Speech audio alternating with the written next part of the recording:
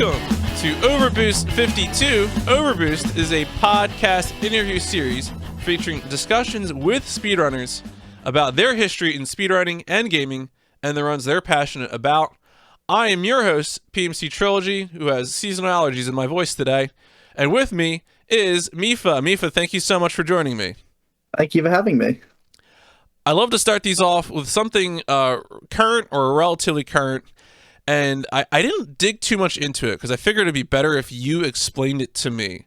I know recently, on account of your Minecraft Dungeons exploits, you were featured in a Minecraft article. Can you explain like the origin story of this and where that took you? Yeah, that happened post GDQ run. The devs watched along, and I got asked by a member of the creative writing team if I wanted to be interviewed for an article for the site. Because I think Minecraft Java runs are very well known, but Sure. Minecraft Dungeons is a bit more, what's the niche, I suppose. And yeah, they just asked me if I wanted to be interviewed for it. It was a great experience. It's probably the peak of my speedrun career. Well, so far. Let's not, so far. So you said it was someone from the writing team, involved with Minecraft. Were they just I will admit, I guess sometimes with this I try to dig in as much as possible. Sometimes I just try not to give myself spoilers. Were the interactions focused on sort of you and your backstory, or was it more about the dungeons game itself? Because I'm just curious what angle they took. A little bit of both, I suppose. Okay. I think it was mainly dungeons speedrunning orientated, but yeah, a little bit of both. There's general questions about like what items are fastest to pick up, because a lot of casual runners probably wouldn't expect a couple of the things we use. I want to imagine, but yeah. All right, cool. Well, I'll have more questions about how you got into Minecraft Dungeons later, but I kind of want to touch into that, especially to highlight, I think, how neat it was for them to, as you mentioned, because Dungeons is niche compared to the mainline Minecraft Java product. And it was cool to see it featured, to sort of see the brand pull it in.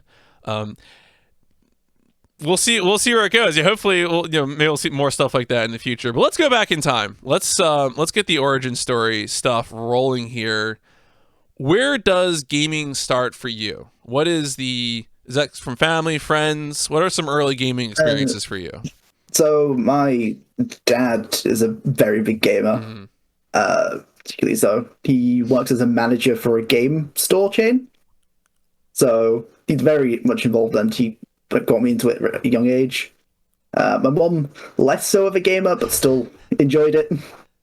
I was given, earliest I can remember, I was given a Nintendo DS when I was about 5. Okay. Playing Pokemon and Animal Crossing on it. That's where my start comes from. And that would have been like Pearl or Diamond or... Yeah, Diamond and Pearl, yeah. Okay. And then I was hand-me-downed a bunch of old consoles. So I had a GameCube and an Xbox and a PlayStation. So, what sort of games did you have on those? I liked a lot of the licensed games a lot. So Simpsons Hit and Run was one of my favorites. SpongeBob Battle Bikini Bomb was another good one. But I also like Spyro games as well. Were like my favorite as a kid. So when it comes to have you kept that stuff around? I mean, because it sounds like your father was probably already doing a pretty good job maintaining that collection, right? If all of these consoles are making their way to you, chances are it wasn't that he just kept them around, but he was still using them. Have you kept them around yourself, or did they actually stay with your father? No, they're mine now. Okay. I own them, although they're not with me right now, unfortunately. Sure. No, that has a way of you only be able to take so much with you when you're in a university experience. You got these hand-me-down consoles. The DS was kind of your first big thing. Going forward, was there a point when you started taking more ownership of your gaming hobby? Because you mentioned it sounds like your father was pretty happy to get you into it from a young age, but I imagine at some point, instead of just being a sort of shared thing, you is like it was your PC or console. Did you have a milestone experience like that where you sort of took ownership of the hobby? I mean, I think I played a lot by myself anyway. Especially when you have a DS, you don't really have to sit in the living room or whatever with it. But I think getting Minecraft for the first time was probably a good jumping off point, and like watching like old school YouTube playthroughs of old games. Now, when would you have first played Minecraft? Gosh, I know what update it was because I got it the day after a particular update, but I'm not sure what it was. I can find out. See, this is really funny to me. You know, I have a nephew who's like, I think I should know this, 5 or 6. Folks, don't tell anyone I said that. I know how old my nephew is. Don't worry about it. But they're into Minecraft. And like the last time I saw them, they're like, "Hey, Uncle PMC, do you know how to craft magic potions in Minecraft?" And I says, "When I played Minecraft, there weren't magic potions, so no, I can't help you. I'm sorry." Yeah, it was about 2011. Okay. So I would have been 9 years old. Mm-hmm. Good. No, you're not the worst. Honestly, you're the youngest person I've interviewed on this show is still probably still M Sushi. So wherever you are, M Sushi, you made me feel like a skeleton. I'm sorry. But was Minecraft something that you stuck with? Was your experience of playing Minecraft being mostly solo, or because I don't remember. I know when I first played Minecraft, it was solo, and then a few years later, I discovered it was easy to play with friends, and like I hosted a server on a computer in my apartment, and they logged onto my server and played together as multiplayer. And I know that's the experience for a lot of people as well, doing multiplayer. Was it primarily a single player thing for you, or? I mean, yeah, I was 9 years old when I picked it up, so I was still quite young. Well, I wasn't sure if you had like friends or something. You don't have to answer that question. Does a 9-year-old have friends? No. No, yeah, I was all by myself pretty much. Okay. I sunk thousands of hours every night when I came home from school. Pretty much. Some occasional console stuff here and there, but it was a lot of Minecraft at that point. No, that's fair. I mean, I could see myself getting lost in a game like that, at that age. And that's what you do, right? You have the time, to do that. So you sink it in there. So this is a speedrun interview podcast, and we're probably going to be mostly talking about single-player games and speedruns. But I do like to ask, do you have any big multiplayer interests? Have you gotten into MOBAs or MMOs, anything like that? So a little bit afterwards, in like my early teenage years, I picked up Call of Duty, and I stuck with that for a long time. Until I started speedrunning, actually. Then I kind of dropped COD because I don't know. I guess I grew out of it a bit. Now, which Call of Duties would that have been? Black Ops 2 and 3 were the ones I played the most. Yeah. Other than that, I still play Hearthstone on and off. Occasionally, depending on when the game's actually fun. That's how card games are, aren't they? Have you ever played any card games? Like, I mean, obviously Hearthstone, but Magic or anything like that? No, just Hearthstone. Okay, good. Keep it that way. That's my recommendation. As as someone who has occasionally flirted with Magic, that is my comment on that one. All right. Well, in that case, let's ask the requisite speedrun interview question, which is, how did you first learn about speedrunning? I think that, as most people found out, was GDQ. I kind of knew that people played games fast already. Like, I knew it was kind of a thing, but it wasn't until like GDQ where it kind of like clicked in my head. That was a thing that people actually do as like competitively. Yeah, I started from there. I think the first big thing I ran was the card game Hearthstone. Do you remember any particular, like, the particular event or any runs that were really eye-opening to you?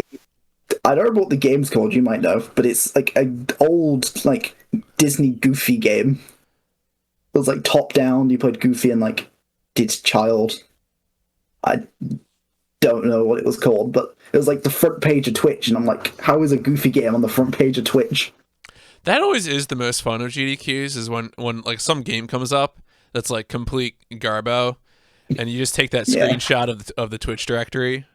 And you're like, yes, time for this game, to have be in the top 5 or whatever for a brief moment. But you said, okay, so you said from there, the first thing you ended up speedrunning was Hearthstone. But how do we get there? Because I feel like there's often, sometimes when someone discovers speedrunning for the first time, there can be a gap. Like for me, like I think I first discovered speedrunning in like 2012, but did not speedrun myself until 2016. What was the road for you from discovering something like GDQ to doing a speedrun yourself? So I watched GDQ, the AGDQ 2017, so that was in January. The Christmas that just came, I got on my first kind of proper desktop computer. And so it was a kind of a good time to start, and so I picked it up in February, the month after. So it wasn't probably only a couple of weeks. And why Hearthstone? I was playing it at the time, just a nick game, and like I think I had like the memory GDQ on me, so I'm like, I wonder if anyone speedruns Hearthstone.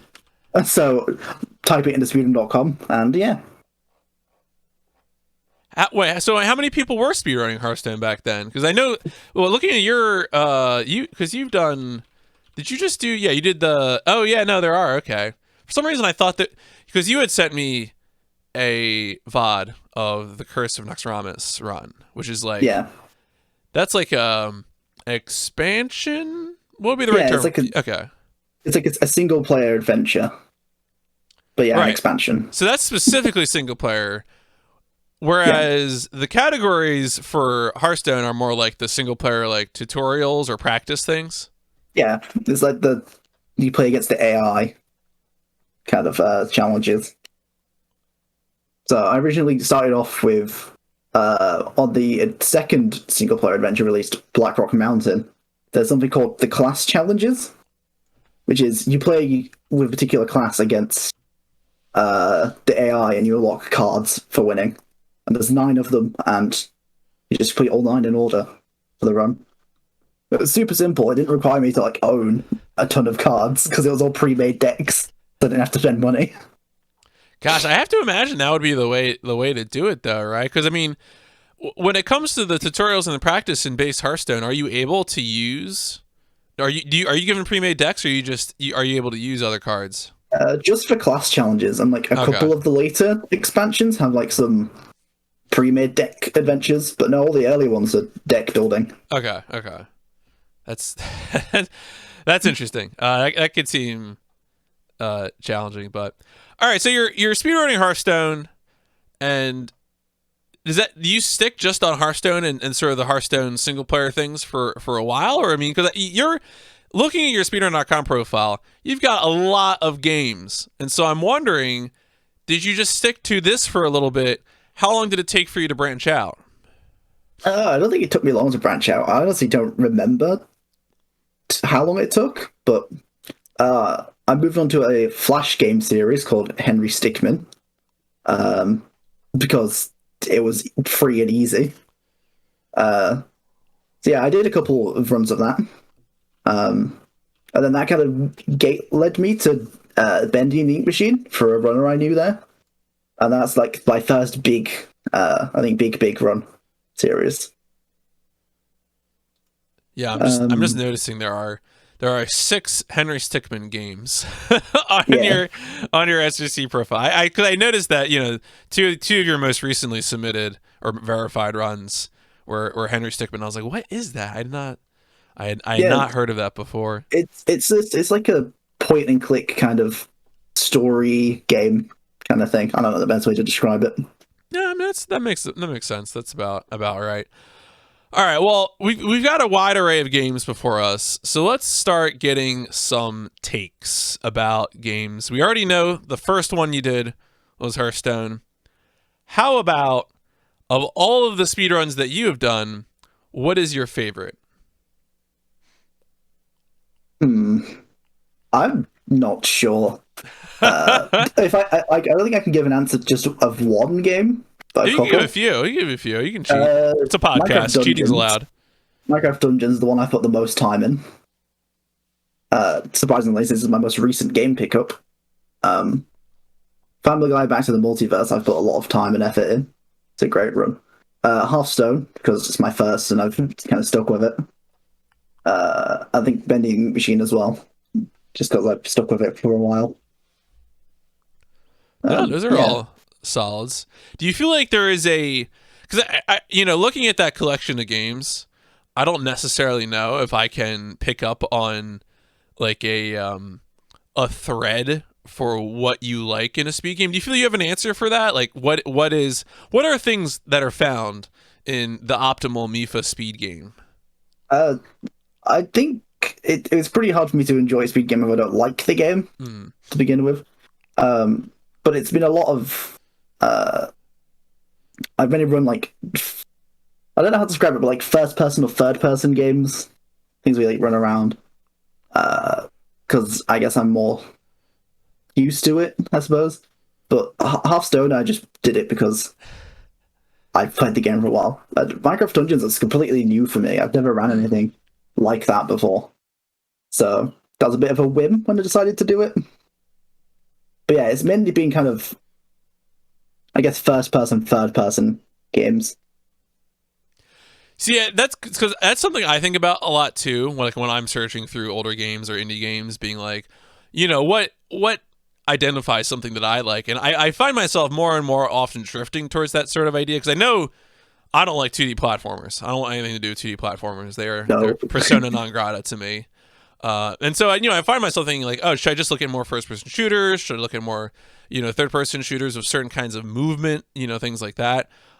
It's hard to define, but it's rewarding when you're able to recognize it in a game, like when you can see a new game coming out and be like, yeah, that's my bullshit, 100%. That is, like that was me in Teardown recently. I was like, yes. That is my nonsense. I'm gonna go right to that. Teardown looks great. Yeah, it's fun. I'm thinking of trying it. Yeah, no, it's. I mean, the new update came out. I think it's on sale right now for like 20% off or something.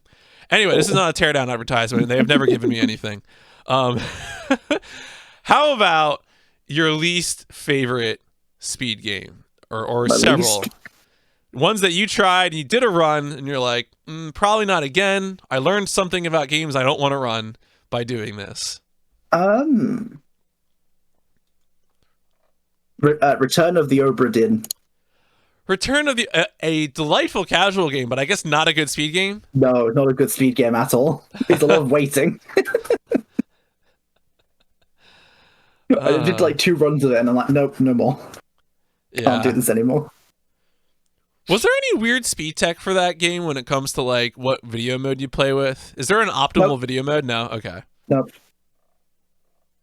There's like one glitch and it's not even used in the run. Oh, that's a shame. So, quite sad. I've put so much effort into trying to break it and it just hasn't given. I mean, that's the thing about boats. I always say boats in video games are bad, and it just seems like another one here. Another notch in that cap for trying to speedrun Return of the Obra Dinn. How about a game that you would like to speedrun, but you have not gotten around to it yet, whether for time reasons or it just doesn't fit in with what you're doing right now? Borderlands 2. Borderlands 2? Oh, okay. It's always been on my radar. I've just never had the time to pick it up because it's a long run. I think I want to say like OverBoost 11 or 12. I talked to Amerlin, who's of course a Borderlands 2 runner, and that's definitely I was overwhelmed with the amount of tech in that game. There's a lot of stuff going on all the time. It was cool. It was very cool. So, do you feel like there's anything that's been like holding you back? Is it just like a time investment thing? It's a time investment. Yeah, it's a lot to learn. Is there like a particular category that you'd want to learn? Probably just 80%. Okay. Standard. Cool. No, that sounds good to me.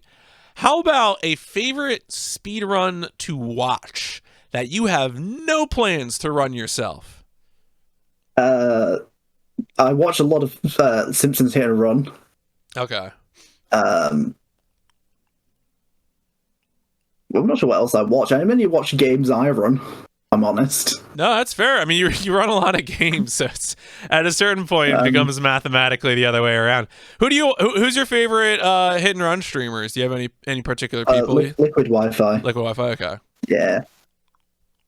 So I don't think I've had anyone on the podcast. Like I've seen Wi-Fi around. I know there's another person I see occasionally in KZ Fruit streams, sadly badly, who I think did hit and run. Oh yeah, and, I know, sadly. Yeah, so I should get some hit and runner on the hit and runner. Does anyone who runs that game call themselves a hit and runner? Probably not. I'm not sure. All right, I'll get someone and ask them. All right, that's my bad joke, I guess, to spring on someone who would be doing that.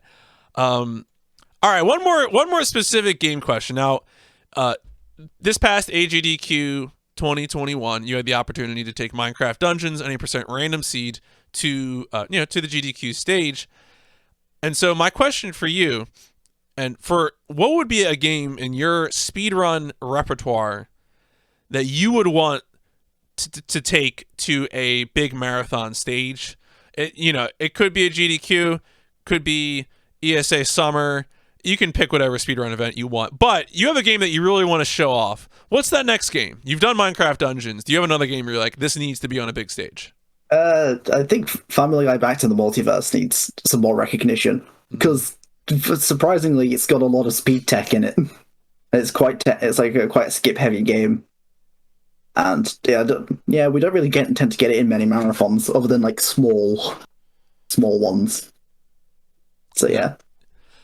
Yeah, I was wondering about that myself because I had not heard of that game too much. And the thing about like licensed games that you haven't heard of before, it feels like often the case. If a licensed game has good speed tech, it's probably shown up to marathons because that's just funny. But this is definitely one of those cases where it's a game that has a lot of interesting speed tech and has not been to that many marathons. So, the last big marathon I went to was at ESA a couple of years ago. That's like before a lot of the big stuff was found. So it's worth. It's overdue a new showcase. So you were mentioning marathons here. I did want to ask. So you had the GDQ experience. You mentioned doing ESA. Do you have any sort of particular approach? Like, actually, first off, are you involved with any marathons? I could have thought you were, but I didn't see anything. I couldn't find anything. How so involved? Huh? How so involved? Oh, just like organizing. No, organizing. Okay. I guess I must have misread that somewhere. That's on me as the host. But you've gone. So you've done runs at marathons. Never mind. I thought. See, this is me with bad notes. How about we segue over to another question that I like to ask everyone. And this one I'll be interested because, sometimes I have old people like me on the podcast. I'll ask them about, do you do anything in terms of health, in terms of, maintaining good wrist, hand health, that kind of thing. Now, hopefully you haven't had any issues like that, but of course you are playing games, speedrunning, and you might run into repetitive, strain injuries. Have you dealt with anything, and are you doing anything to hold that sort of stuff off? No, I don't do anything. I don't get any pains in my hands. The one time I've gotten pains in my hands is I took a break from speedrunning for about a month, and I came back and I immediately got repetitive strain injury. But I guess it didn't persist, the discomfort? No, it did not persist, no. Well, that's good. That's hopefully it stays that way. The advice I always give is just like, don't ignore your body. Of course, if anything does crop up, then be sure to take care of it. don't ignore it. On that note, though, I did want to ask, because I think during the AGDQ 2021 run, I think one of the commenters noted that at that point you were doing the whole run on just pad. Is that right? Or yeah. Okay. And I wanted to ask then, do you have controller hot takes? Do you have a favorite and least favorite controller? This one.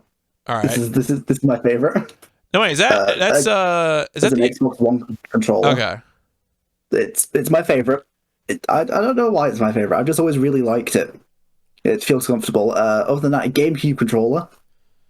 You're a pro GameCube controller. I love a GameCube controller. Dislike? I'm not a fan of PlayStation controllers. Really? No, I don't like them. I've always had an Xbox, and so I'm not used to them.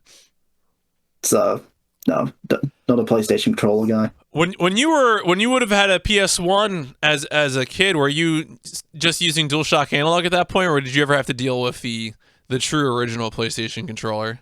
I don't think I dealt with the original. Okay, no. That's fair. That's I think only one person on this podcast that has ever even like known about that one, and that was of course Joester, who is the guy who's like had 10,000 attempts in Pac-Man World. So like of course Joester would know about that. But no, that's extremely fair. So do you feel like the big difference is the positioning of the sticks, or do you attribute it to something like the shape of the controller, or between Xbox and PS? Because I know PlayStation controllers have both sticks at the bottom. I like kind of I'm used to having one up, one down. Mm-hmm. And other than that, like this is a really big controller. Like they're chunky. Oh, you like a bigger controller? Yeah, I think I prefer it that way. It's like a bit heavier. So, are you a fan of the Duke? The Duke? The original Xbox original controller? Oh, that might be edging a little bit too chunky. I mean, you say you like a big controller, then we got to ask. That's the I don't make the rules.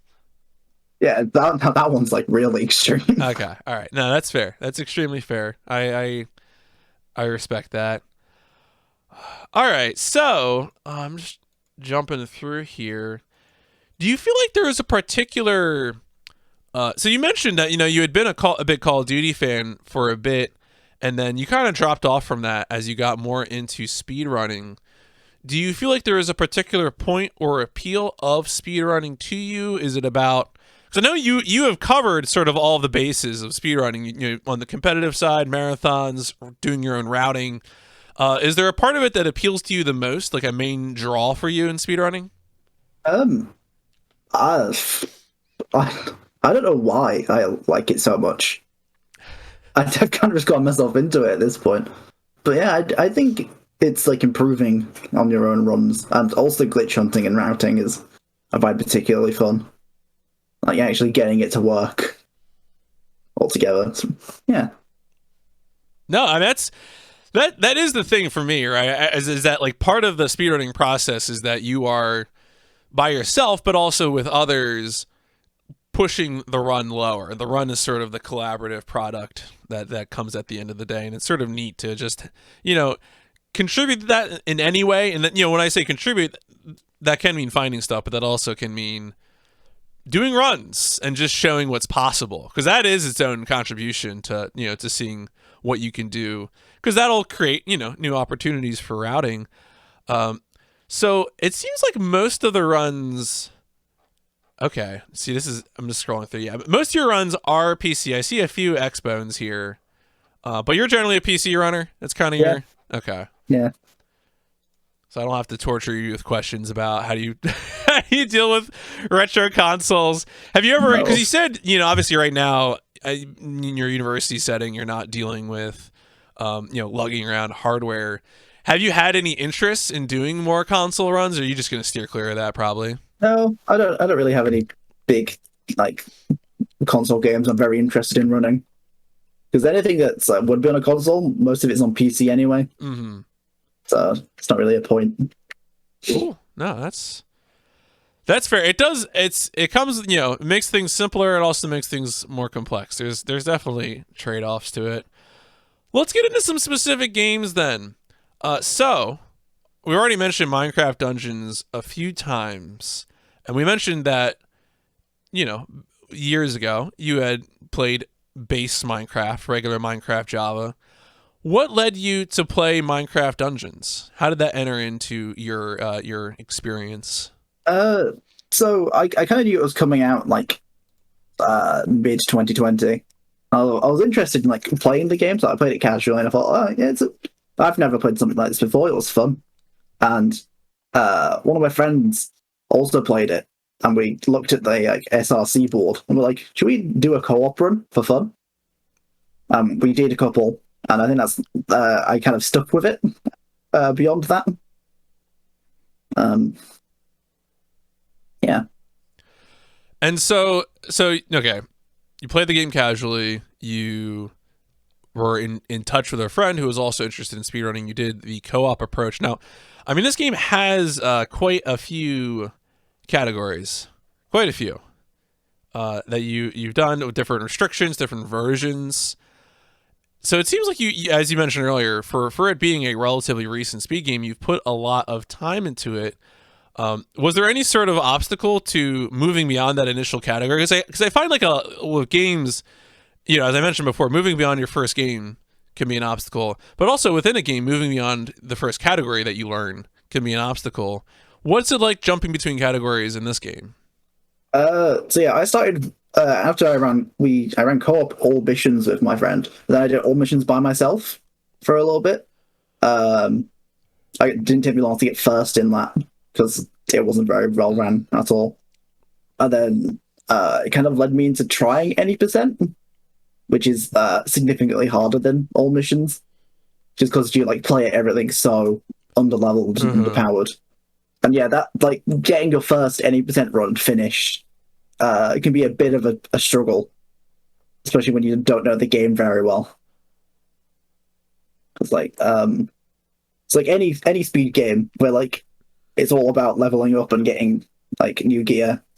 When you try and go at the very end of the game with like level 2 stuff, it can be quite tricky if you're not sure what you're doing. When it comes to, so, you know, part of the category I watched, so I watched 3 runs. I watched 3 runs of Minecraft Dungeons in prep for this interview. One was the AGDQ run, one was you at Midwest Speed Fling, and then the other was your PB. And the thing that struck me was just especially for any percent random seed, was of course the amount of randomness. What's it been like to play a game? Because, you know, when you're doing a marathon, I'm certain, in fact, that you are accepting things that you would not accept if you were grinding for a PB. Do you feel like you have any insight from playing a game where you're like, oh, sometimes I have to just take what comes, and then sometimes you're like, I'm resetting, this is not acceptable?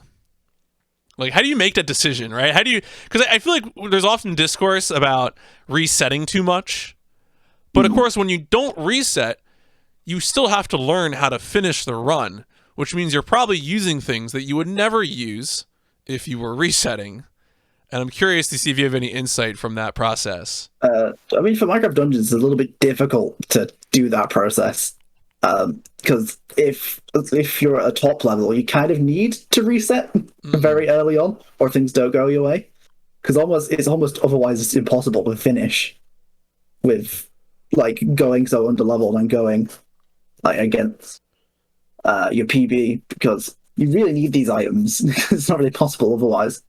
It's like the big thing is getting things that increase your movement speed, and you can't really finish a run without increasing movement speed, especially the last 2 levels, because not being able to dodge enemies is a little bit of a problem. Yeah, it is interesting. I mean, in this game, I imagine it's sort of expected because it's a Diablo-style game. But of course, it makes me think of the Hill Runner's hat from Bioshock Infinite. Are you familiar with that? Yes, I'm familiar, yeah. Okay, all right. So I'll have to, for folks who aren't familiar, Bioshock Infinite, of course, a AAA first-person shooter. There is a very, very low percent chance to get an item that gives you a movement speed boost somewhat early in the game. And of course, that movement speed boost would be used throughout the game, and that would be a substantial time difference.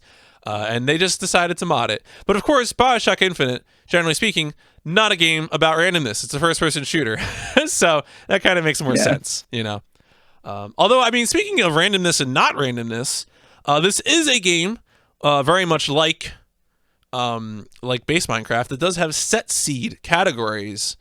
Have those been runs that you have just done? Have you ever been involved in the science of determining what is the best set seed? So the interesting thing about set seed is the game natively doesn't have set seed. I thought so. I was wondering about that. Yeah. We use a program to bypass the random seed algorithm to set our own seeds. But yeah, we have like a big catalog of like seeds to test and like what the best seeds are for each level. So yeah, we've got lots of those. It's mainly just if someone happens to playing the game, we have like part of the load remover live split plugin. It has a option where you can make it so live split will automatically generate a text element, and it will paste the seed of your current level in there automatically. And so you've got like a little like seed display. Oh yeah, Riven in chat was a hand in that. Oh. Yeah. And yeah, so that we use that. So like someone's on a run and they find a really good seed. They've just got the display open. We can get that seed number. That's really good. Yeah, shout outs to Riven indeed. Riven also both former OverBoost guest and also tech person extraordinaire, recently bailed me out with a Just Cause 1 auto splitter, which turned out to be really useful because I recently had a PB during a marathon, and I wouldn't have been wanting to manually split during a marathon. So now I have accurate splits for my marathon run because I was able to just let it run in the background. So that's pretty useful as it turns out. Shout outs to the labor of tools indeed. Okay, so when I watched the GDQ run, the category shown on screen was any % random seed. And then when I watched the Midwest speed fling run, the category shown on screen was any % random seed, no early levels. And I've seen this on the leaderboard as a subcategory now.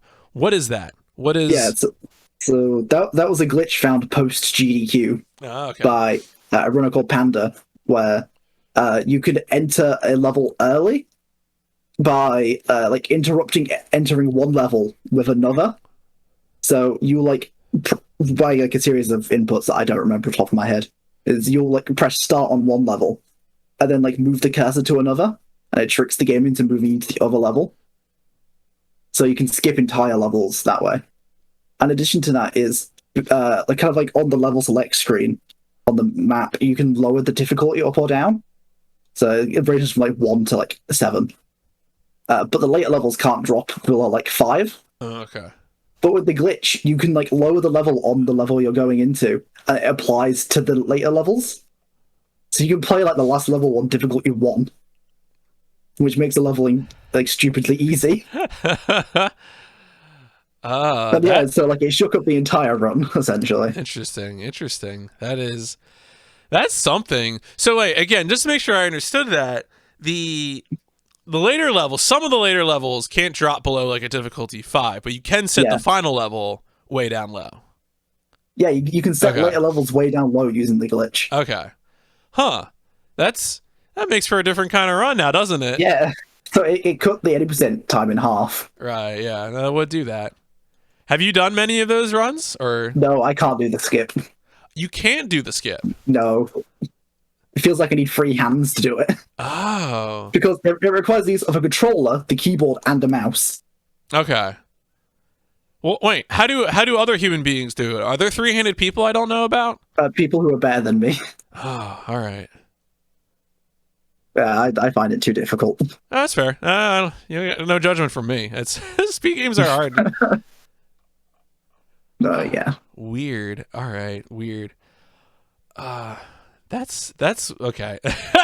So part of the, and I know you explained this before, but again, just to emphasize, part of the glitch is the game doesn't exactly handle multiple forms of input simultaneously very well. No. Yeah. Okay. Interesting. So you don't have any plans to do the no early levels categories right now? Not right now at the moment. No. Do you have other future plans for your Minecraft Dungeons speedrunning career? Yeah. So as soon as I'm done with university fully, I want to make a proper tutorial guide, because I feel at the moment a lot of information is a bit scattered in the community, and we do have like a quote tutorial, but it's just someone running through the game and commentating it. And I'd like to make one that's a little bit more like high quality. Especially, we've got some new runners recently, and they can't seem to finish runs. And so I feel like a little bit of a help up would be nice. So, do you feel like you have an ideal format? Because you mentioned that I think this is the most common form of tutorial because it's easy to do. I've done it a bunch where, I've submitted games to Obscure Speedruns Club, and the games gets picked for the month, and so I just do sort of a slow walkthrough where I walk through the game and and just sort of help them out. Just just be like, hey, this is what you do here, and that's obviously a pretty low effort form. And I acknowledge that. I'm not out here to defend the honor of speedrun tutorials. But there are some folks, I'm going to call out Plywood and Brian Otto, who have made very, very in-depth, well-produced tutorials for their games like Titanfall 2, Metal Gear Solid, etc. Where they kind of break things down. What is your ideal format? Because you mentioned needing time to do this, and of course this does require a lot of time. It's a lot of work. What's your dream of a speedrun tutorial? Yeah, so I think the issue with the current walkthrough one is it's random run. It's RNG everywhere, and that's just one instance of RNG that they've gone through. Mm-hmm. And I think it's good to outline what's best to do in a lot of circumstances. Like more in-depth guides, like which weapons are better than other weapons. So like there's a particular weapon called the Soul Knife, which like a level 2 Soul Knife is better than like a level 8 glaive damage wise. I think that's important. But stuff like that, like little niche things, is important to highlight. And I think like it's just a lot of that's probably not gone through. It's like a level by level kind of thing, is giving them option of if there's a level you struggle on, you can watch this section. Yeah, just going through each like little bit of RNG that's important. Yeah, because I know we already talked about the randomness elements of it, but it does seem like if your goal is to teach people to finish runs, more so than necessarily be like, well, you didn't get this item during this part, reset the run. Like that's not probably not what you want to do. You want to be like, oh, hey, if this is your setup at this point, maybe consult this part of the tutorial or what you do when you have this build or things like that.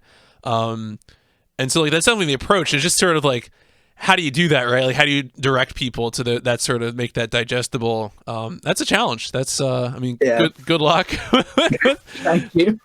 With making it. I mean, maybe something like, so you mentioned there's a video tutorial.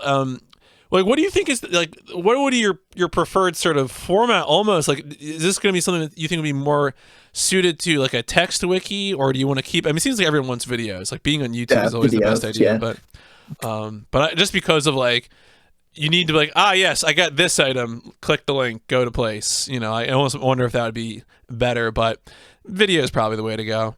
Yeah, definitely. I mean, like, go ahead. No, go on. Oh, no, I was going to say YouTube is good about timestamps. So like, I was saying definitely. Like, it used to be kind of hard to jump through a video, but now the way timestamps are automatically highlighted in descriptions, it's pretty good.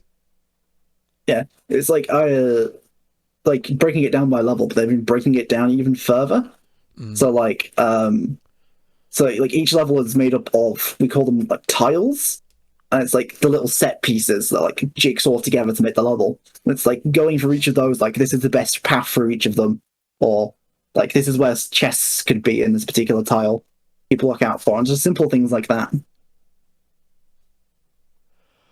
All right, so I think did I already ask what your future plans were with Minecraft Dungeons? Yeah, that was it. That was it. That was it. I'm making the tutorial. That was the answer. I was like, I feel like this was a different question. Okay, so you've done any % random seed twice now at twice. You sent me 2 marathon VODs. You've probably done it at more marathons and I just don't know about it. Yep. Do you have other categories that you would want to do of this game at marathons? Like, do you want to try and get in co-op runs, or do you have any specifically marathon plans? So we've done one co-op run already in a marathon. So I think all missions is probably my next. The next one I want to attempt. Yeah. It's just 80%, but a little bit longer, and it shows off all the levels instead of just the base ones. Is that a run that is going to be more marathon safe?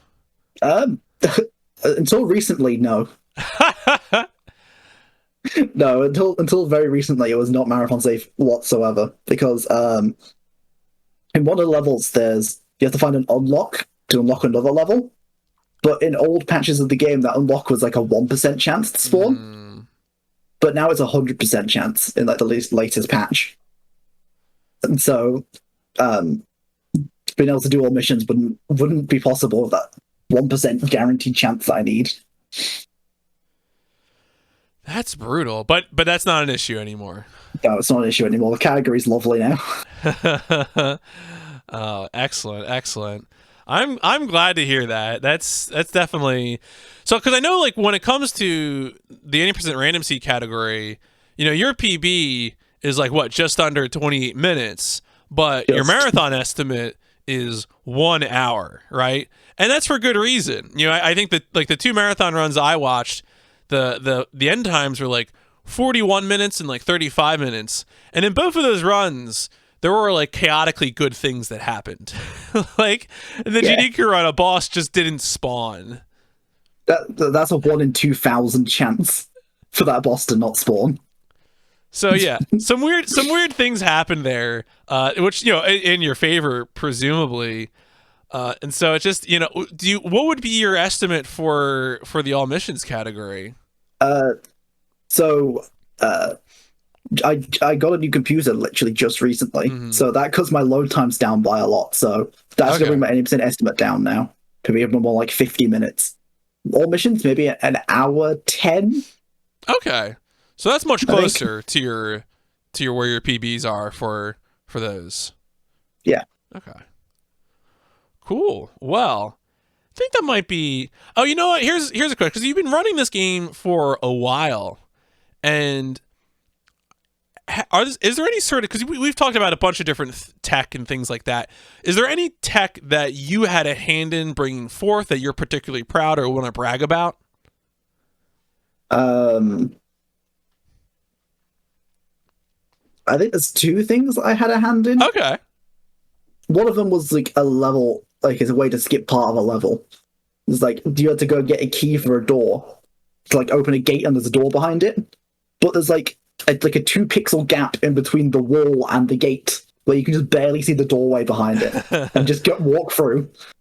Other than that, well, the latest DLC that came out there's a level called Never Fortress, and me and another one called Panda absolutely broke that level apart. That was probably the most broken level in the entire game. What happened to it? We found like 5 or 6 separate skips, and like other levels maybe have like 1 or 2. Yeah, how long does it take to complete that on average now compared to other levels? Co-op, it's faster in co-op. Okay. In co-op, it's about 145, I think. Damn, pretty good. And in solo, it's like 230. I don't remember the numbers quite off the top of my head. You can have a look. Are there IL boards for? 146 for co-op, 207 for solo. Nice. Yeah, dude. So that's not far behind. That is not far behind at all. All right, let's talk about some other games. I think I got all my Minecraft Dungeons questions. Certainly wanted to spend a while on that one. You know, since that's the one that you were able to take to the GDQ, and it seems like you still got future plans for another game that you sent me a video of was Bendy and the Ink Machine. I had never heard of this game before, and so can you tell me? I mean, I looked it up, but tell people if they have never heard of this game before. What is Bendy and the Ink Machine? It's a horror game. It's a very popular indie horror game, actually. It's got quite a cult following now. And it's kind of its main appeal is its art style, because it's like looks like it's hand drawn, kind of like a cartoon sketch, and it's like where a lot of my speedrun success comes from, I suppose. Well, your speedrun what? Yeah. Success. Okay, so you feel like a lot of people. Like numbers success. Numbers. Okay. Yeah. I got you. The metrics. No, believe me, I know the metrics. Yeah.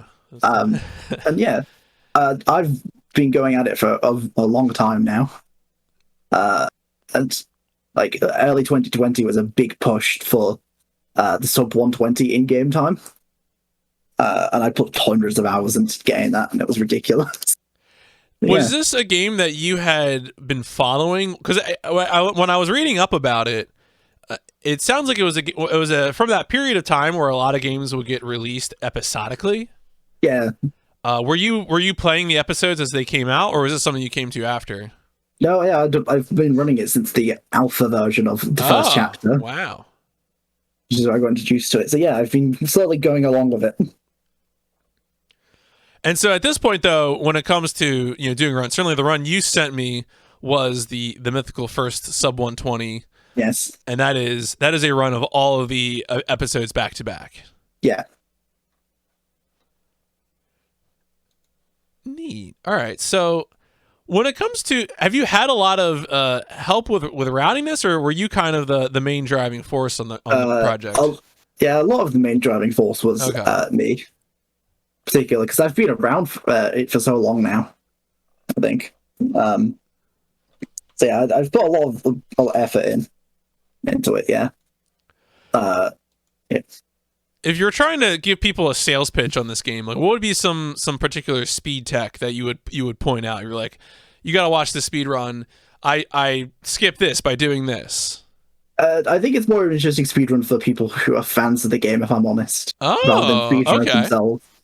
Because it's like, I think it's just interesting. Like a lot of people will like seeing it for the first time, because particularly in the third chapter, there's a glitch where you stand. Like one of the main parts about the chapter is there's an elevator in the middle that you use to go to all the floors, and you can stand outside of the elevator and press the button to make it go down. And the way that the elevator is programmed is when the elevator goes down, it's like you're being pushed down. Like your character more officially gets pushed down instead of like just going down by gravity normally. And so if you enter this like kind of horror game, typical hidey hole, when you exit out of it, your character model doesn't have collision for a few seconds. And since you're being pushed down by the elevator momentum, you just get pushed straight through the floor. Oh. And when a lot of people see that for the first time, when the casual players and fans of the game, it blows their mind just a little bit. That's like always my funniest reaction in YouTube comments. People commenting about that particular moment. Now you say so. This speedrun is something that the fans of playing the game casually will enjoy a lot.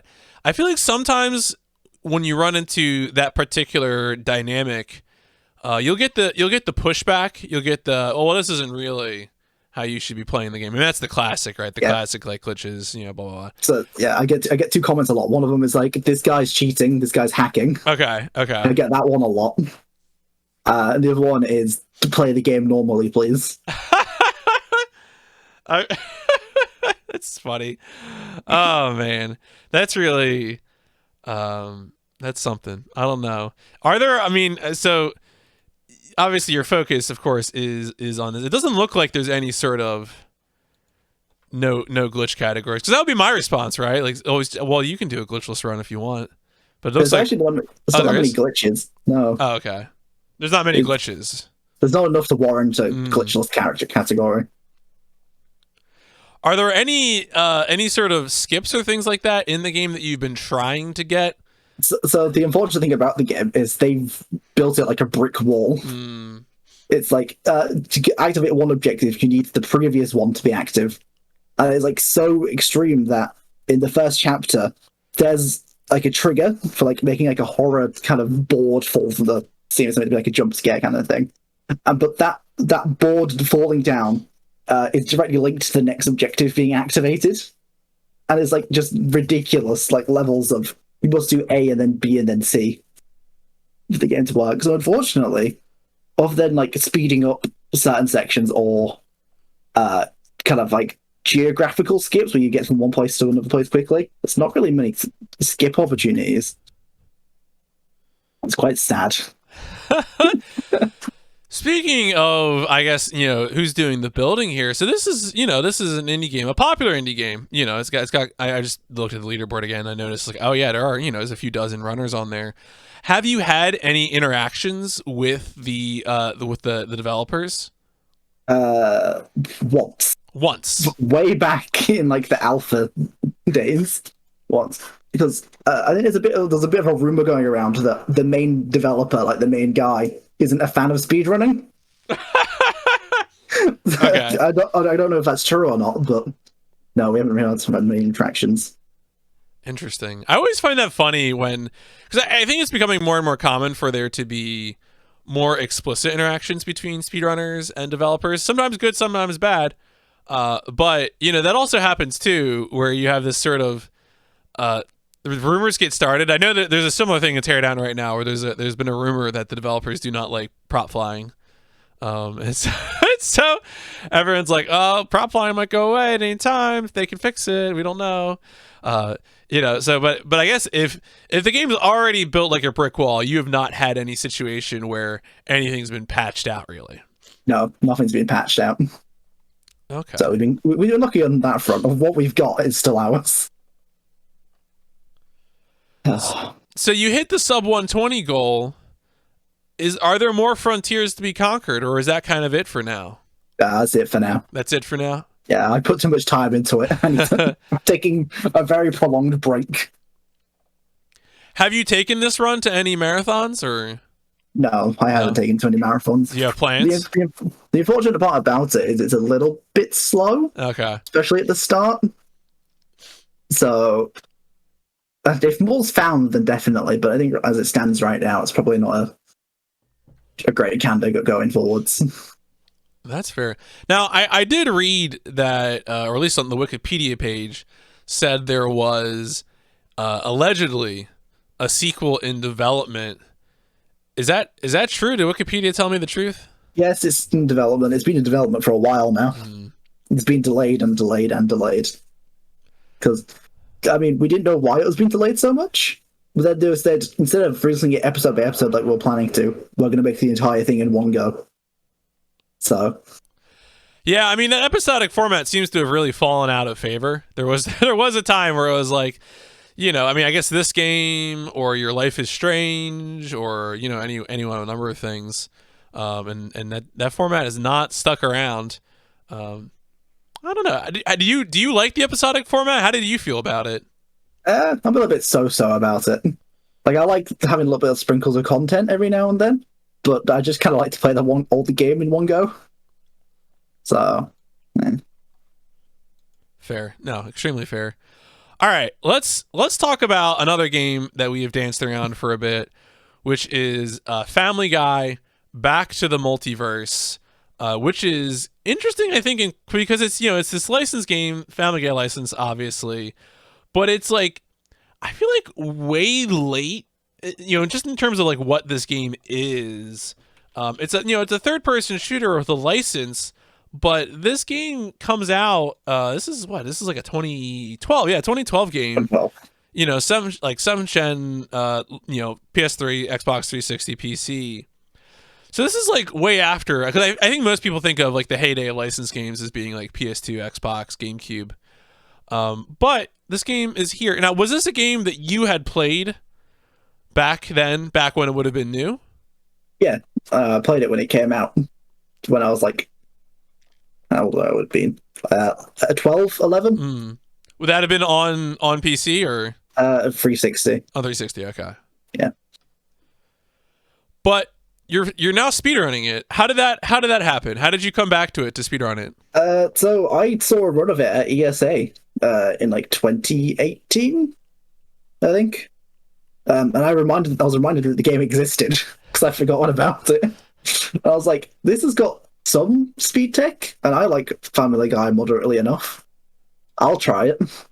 Were you a Family Guy fan? When was Family Guy even on TV? Like, I definitely years ago watched some Family Guy, but it's been like a good 15 years.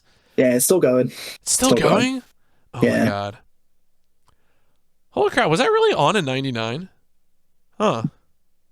I guess it was. And I guess it is that old. All right, yeah. Fine. Things are old. I didn't even know that. Jeez. All right, so anyway, we were talking about you getting into speedrunning this game, and you were reminded of its existence by seeing it at a marathon. But chances are, especially if you're speedrunning this game on PC, I think this game might have been on Steam for a little bit, but it is not available on Steam anymore, It's not on Steam anymore, no. I think it's allegedly that Activision didn't renew their license. Well, they don't. Yeah, they never renew any licenses. That's Activision. No, it was given to, I think EA has it now. Oh, EA actually has the license for like Family Guy video games? I think EA does have the Family Guy license. Are there Family Guy video games now?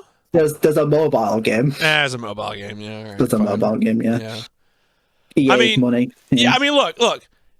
I'm sure mobile games are fun, all right? I just can't stomach the idea of playing a game on my phone with a touchscreen. I'm sorry. No. I'm old. It is what it is. But anyway, the point is this game is not on Steam. It's not on Steam. Don't incriminate yourself. Is this game easy or hard to get running on a Windows 10 computer in 2021? Easy. Okay. Easy. Cool. I'm sure, folks, if you want to learn this game, I'm sure the community has resources. Yes, there are resources. Excellent. So, you got into running the game. Where did you start? I started with 80% New Game Plus because that's like by far the best category of the game, surprisingly. Now, why is that? Is it just because you have upgrades and items and stuff? Or? Well, especially back then, New Game was really slow. It was really slow and boring. But with New Game Plus starting, all the cutscenes are skippable on New Game Plus, so you don't have to watch anything. Oh. You start with all the upgrades and everything. It's just a really fast-paced, kind of more fun run.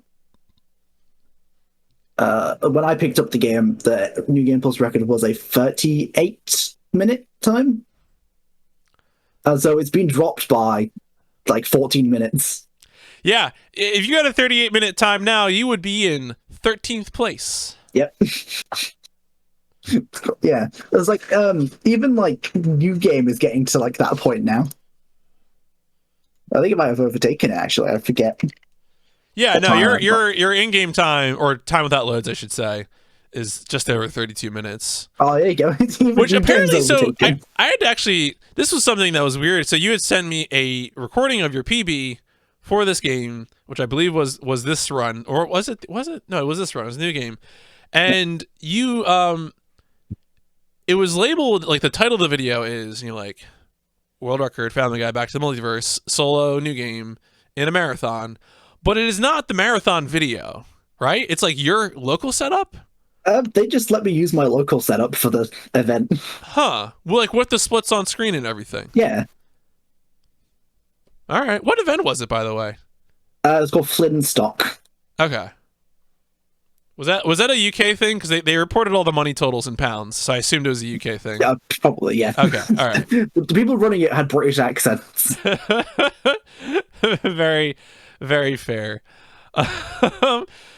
So no, I was just guys, like it's unusual, but I also recently had the same thing happen to me where I was doing a run for a Japanese language event, and and I didn't understand because all the setup documents were in Japanese that they were actually going to use my entire screen. So I just did what I usually do, which is, provide 4:3 game footage and then a timer. And I figured the people doing the overlay will put that stuff where they want it to be, right? Like that's just what you do. No, they just put my whole screen up there. It was just really weird. It's just like 4:3 gameplay, a lot of black, and there's the timer. So, but they're all nice, so whatever, it's fine. They're good sports.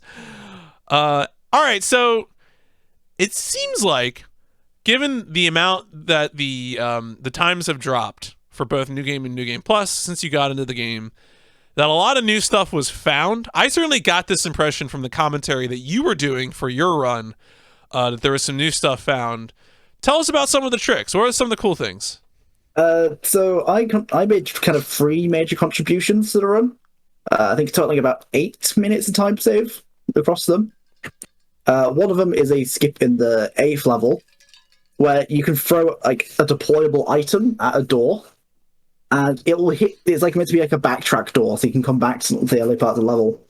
But if you throw an item into the door, it clips through slightly and hits the door trigger on the other side. It just opens the door to the end of the level. Good. Another one was to skip the final, like the first 2 phases of the final boss, which is the brutally difficult skip at the end of a run. And I think the funniest one is a skip that turned the 5th level into like a 3.5-minute run to a 5-second run. This is good. I like this. I was hoping you were going to explain this. Yes. So that skip is you're meant to climb up some buildings to a book depository to assassinate a cheeseburger mayor. Don't read too far into that. Yeah, not JFK. Don't worry about it. Nope, totally not. Yeah, so you're meant to like snipe him from his car, but his hitbox is always spawned in from the start of the level, even though his model's despawned. And so you just turn around immediately and shoot the hitbox because it's right next to the start. And yeah, so I think the IL's like 3 seconds. Good. I like that. That was very satisfying to see. One of the things that I wanted to ask about was, so this run has some character switching mechanics. You can also do a co-op, and particularly, because you're switching between Stewie and Brian. Stewie and Brian. Yes, I got it. I still know it. Okay. And so, but there's some mechanics when it comes to, like, first off, like right away, there's some stuff where you can use the switching mechanics to get height you shouldn't have, right? Yeah. So that's good stuff. I also wanted to ask, the solo run, it's like technically, is it 1 player 2 controller because it is? Okay. Because there are parts where you like, I guess, is that like an arcade style thing where you just like press start to bring the other player in for a bit? Yeah, it just drops straight in. Yeah, we used a couple of times in a run. Mainly just to do 2 things at once. But there's other cases where I don't do the skip in my PB. In the 3rd level, you can skip killing the first guard by when 1 player dies, they respawn on top of the other player. So if you're in midair, the player will respawn in midair and they can do a jump still. And so you can like do like a double jump for like height. And so there's like another use, but that's like, again, 3 hands required for that. I can just about do it. It's about a 1 in 6 for me. But yeah. So yeah, it's mainly just like doing 2 things at once, multitasking. Right. Which is, does that happen? This seems to happen to you a lot. Like we already talked about the Minecraft dungeons, early levels, no early levels thing, and now we got this thing too. So when it comes to doing that, do you have multiple pads plugged in, or is it like a pad and keyboard mouse? Like, who is the second player? The second player is the controller. Okay, it's the controller. Okay. It's either 2 controllers or a keyboard and controller. Okay. For the inputs. You're not going to do 2 keyboards. No, it doesn't accept 2 keyboards. Oh, it doesn't accept it? Okay, fine. No. Shout outs to I think it's Ecdysis, who discovered that you can shoot faster in PC House of the Dead by having 2 mice clicked in at the same time. They use 2 mice in Borderlands 2 co-op. Yeah, you're right. That is also from that as well. Truly blessed. All right. So I'm poking around the leaderboard here because I'm wondering, like, what other categories have you done? And it seems like you've done. What is 100% comprise in this run? So it's completing all the levels, obviously. There's 1 or 2 side objectives in each level, which is like collect objects or destroy things. So you do those. It's to do the challenge mode, which is just a set of challenges you do. And then it's buy everything. All upgrades, all characters, all multiplayer stuff, all guns. Does that require any sort of grinding, or do you just normally... Yes, there's a money grind. And there's a money grind. You use the mayor skip for it. Because whenever you kill him, you get $500. Oh, so... How many... You do the level over and over and over again. So it's constantly a case of you just like swing your mouse back and press escape when you kill him over and over. Good. That's good. But I see it looks like you have not done any co-op runs of this game. No, I don't have anyone to play co-op with. Oh, okay. It's local only. Oh, I was about to ask, because when I was looking at it, I was like, I wonder if it would be like a console only thing or something. It'd be like local couch co-op, and but no, as you mentioned, you can do it with 2 controllers or controller and keyboard and mouse, but it would only be local. Yeah. Well, technically, the 2 people who currently have co-op records do it on Parsec.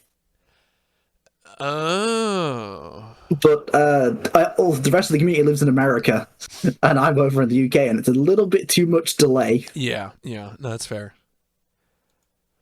So you already singled this game out as the game that you would want to take to marathons, and would that specifically be New Game or New Game Plus? Either. Both are good. I think maybe New Game now might be a little bit more tech heavy. Well, because part of New Game as well, you mentioned earlier that part of the appeal of New Game Plus is you can just skip the cutscenes naturally as a feature, but you do have some sort of cutscene skipping tech in New Game now, right? Yeah, that was found last year. Ooh. So in the game you have like a weapon wheel button. So when you press it, it like shows all your guns, and you can like easily like mouse click which ones you want. But it like pauses the game setting, so like all the enemies don't move. So you press that and the pause button at the same time, and then you press the weapon wheel button again, and it lets you move around whilst you've got the pause screen open. And so when you go into a cutscene, you can, in most circumstances, press restart level, and it will just skip the cutscene. I don't know why. Because because the some cutscenes, it puts you back at the start of the level when you restart level. Sometimes some of them it just keeps you after the cutscene. Yeah, I find that when it comes to more modern games that have more checkpoints, the behavior of resetting to last checkpoint has just become so unpredictable. This is just one of those things where, because I think sometimes people worry that like modern games will be harder to break. And here's the thing is that exploits always rely upon features. And so you just got to go to where the features are. If you have a reset to last checkpoint, that can probably break. Yeah. Chance it'll break. Yeah, just poke it a little bit. See what happens. See what falls out. Do you have other future plans? I know we talked about getting this in the marathons. Do you have other future plans with this one where you're interested in categories or anything like that? Eventually take the New Game Plus record back. Ooh. Eventually. Take it back. All right. Yeah. The run is very trick heavy and it's quite hard. Especially now, who'd introduced 2 really hard skips into the run? Oh. And it's like ridiculously hard now. That's always the best when someone gets a PB with like the annoying new tricks. Because I'm definitely the sort of person who will dare people to put the tougher tricks in. I know there was I had a competition with someone over this PS2 game called Mobile Suit Gundam Journey to Jaburo, and I would just double down on doing consistent things and going fast, and that runner would consistently spend like hours resetting, but then like after several days finally get a PB with like something I didn't want to do in it. And so it's just that sort of like back and forth. I was like, do it, you won't. And then eventually, they put the work in, they practiced, and they did. And then I learned it too. And then rinse, repeat from there, getting more and more, inconsistent, more resets. So that's funny. See, now I need to look at the graph here. You've intrigued me. Oh no, too many categories. I wish I could always just like, I don't know if any speedrun.com product manager is watching, but I want a default button to hide everything except the main category. That's what I want on the the world record history. That's what I desire. All right. Oh wow, there's a lot of trading here. This is good. All right, this is good. I'll have to keep an eye on this. I should mention, not that I want to toot my own streaming here too much, but I think you were gifted a sub at some point, which means you were able to give me a game to play at some point. And so Family Guy Back to the Multiverse probably will happen to me at some point in the upcoming months. And so I will have that to look forward to, at least as a casual play. I can never guarantee it'll be a speedrun, but it looks like a pretty serviceable third-person shooter. Like really, yeah. Okay, yeah. I was gonna say I assume you would be all right agreeing with that.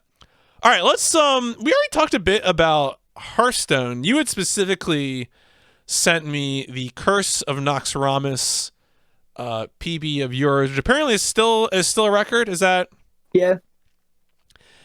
So when it comes to this, it's like a themed single player experience. What goes into like the routing of something like this? Like, because I the only card game that I have watched speedruns of at length, and I am ashamed to admit this, but I have watched more Forbidden Memories than I should have. Do you know what that game is? I feel like I should. That's the PS1 Yu-Gi-Oh game. Oh, yeah. Right. And so I've watched more of that than I should have. And I know that game involves like, you grind to get a particular deck, and then you go to the end game and hope you get the things from your deck in the right order. Like is a high level summary, I would say. With this, what was your approach to running this game? So the thing about running this game is it changes very often because it's like a constantly updated card game. New cards are coming out. There's nerfs and buffs to cards, and so things are always slightly changing. Strategy is always changing a little bit. Not so much for normal, but for heroic, which is like the harder version, things can change quite a lot. For normal, a lot of it is building the most aggressive deck possible to kill your enemy as fast as possible. But for some of them, they require a little bit more out of the box thinking. So the last boss in Noxramas is a little bit more tricky because they have a lot of health and they can kill you quite quickly. And so yeah, that requires a little bit more thinking involved to come up with decks like that. But heroic has always been the more strategy based kind of run. Oh, so the heroic category is more. What do you mean by more? Like just that you have strats that you're more able to consistently use because it's like less affected by the wax and wane, the ebb and flow. Not really. So in like normal, you choose like the same like 2 or 3 aggressive decks over and over again. But in heroic, you kind of have to like tailor decks around each boss a lot more. Some of them have got like really like BS mechanics. Sure. That's card games, baby. Yeah, that's card games. And so some of the strategies involved can get a little bit ridiculous sometimes. It's like sometimes when like a card seems really bad for like playing the regular like player versus player game, are really good in speedruns. Surprisingly so. There was an expansion which was 2019, I think, which introduced one card called Megafoon, and that card revolutionized the entirety of heroic. Because the card reads, if your hand and deck and board are all empty, when this minion dies, you win the game. Oh. And so you like set it up so you have nothing left in your deck. You clear your entire hand out, and you kill everything, and you win the game instantly. And so you can consistently pull it off on like turn 10 every time. And so it's like that like blew the gate open for that game. Interesting. Okay. So like you mentioned that new cards show up. I'm not too familiar with Hearthstone. Is this also a situation where old cards are removed? Like, because I guess, this happens in games, especially games that are updated on a regular basis. I'm looking at the leaderboard and I don't see any like version numbers on the leaderboard, anything like that, variables covering that. So are you still able to implement older strategies such that it does not become obsolete over time? Yeah. So there's Hearthstone is kind of it's now broken down to like 4 different, like casually like playing with people is broken down to like 4 different competitive modes now. So there's like standard, which is like there's like rotations of cards, but there's a mode called Wild, which uses every single card ever made. And and all adventures, except for like I think a couple of the new ones, are all played in Wild. Okay, that makes sense. I'm as I mentioned before, I had some experience with Magic, and so there are analog terms for what you just described. I forget exactly what they are. They're like vintage or something. I forget. It's been too long for me. But I get the idea. Most games have like standard, right? Which is like whatever the recent releases are. Yeah, and so I think it's like the past 2 years worth of cards. Yeah. Okay. That's cool. I'm glad, because that would be my number one concern, especially with something like Hearthstone that's active, is it'd be like, oh, looks like they took out the good cards, and now no run will ever be better. But if it's getting played in Wild, and things aren't getting removed, and there hasn't been a situation where a card's mechanics have changed, like have they nerfed cards or once it's mattered. There was a glitch where the last boss of One Night in Karazhan is a demon, and there's a card that you can play which says for 0 mana, it says destroy a demon. But you can't play it directly on him. You'll like counter it because they expected people to do that. Right. But you can bypass that by like indirectly casting it on him. So instead of like you targeting him, you can like random effect it onto him and he dies. But that got nerfed. Sad times. Yeah, so that was sad. But had anyone done a run using that, or? Yeah, the current record uses it.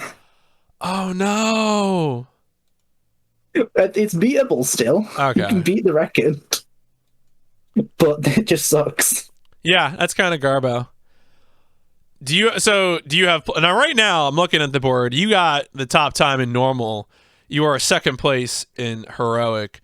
Do you have future plans for this or Hearthstone in general? Yeah, I'll probably play heroic again when I get the motivation to. Because I've been playing nothing but Minecraft Dungeons for like months.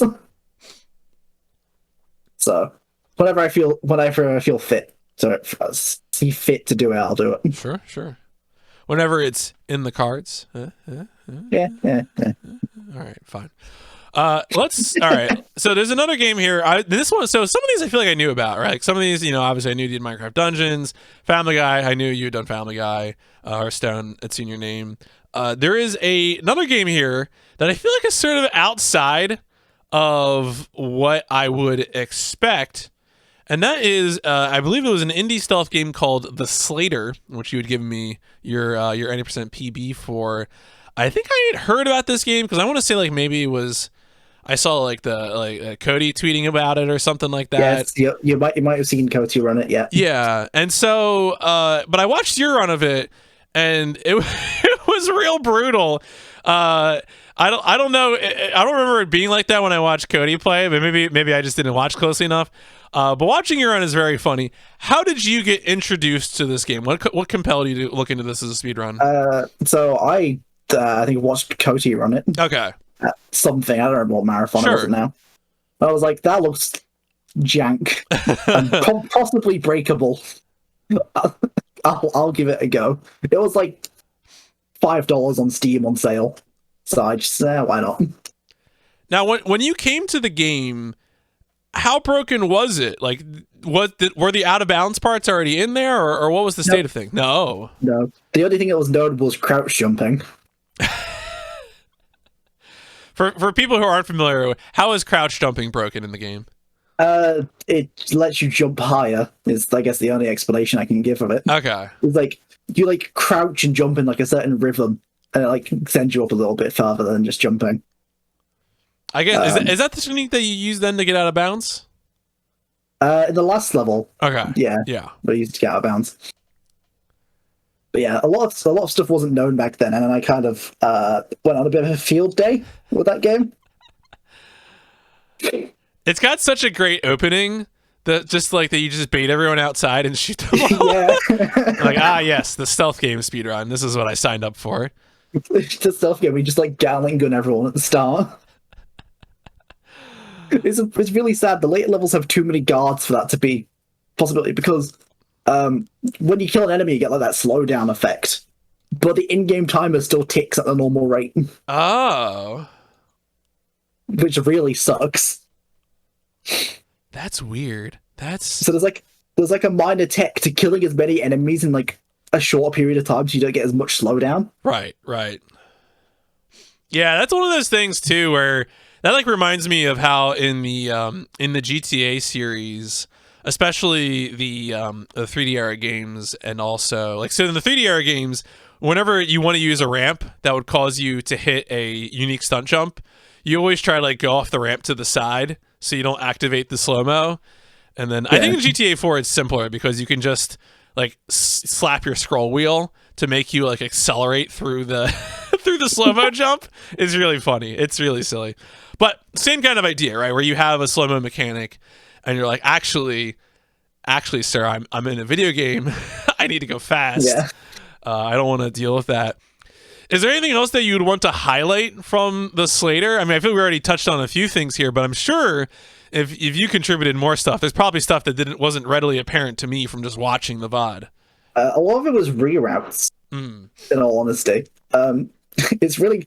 I feel there's some funny circumstances where like you can kill an enemy in a particular spot to the point where his body is never found, even though it's like in the open. Just the AI never seems to like look that way.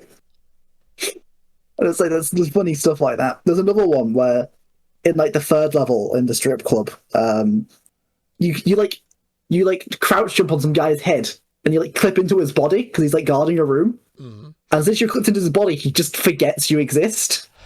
And you just walk into like the room because he can't see you. I mean, in all fairness, if someone clip jumped inside me, I would also forget about them. It's probably the only way I could deal with it. God, that sounds really good. This sounds like, I mean, this is the fun thing of like when you try to ask like, does a game have janky stuff? And it sounds like you have found a lot of stuff, not only that is effective for a speedrun, because that's not always guaranteed, right? Sometimes it's often a lot easier to make a game crash than it is to find something useful for a speedrun. I found a lot of dumb When it comes to like finding things like so like the one thing you just mentioned was the bodies being in places that the AI never finds.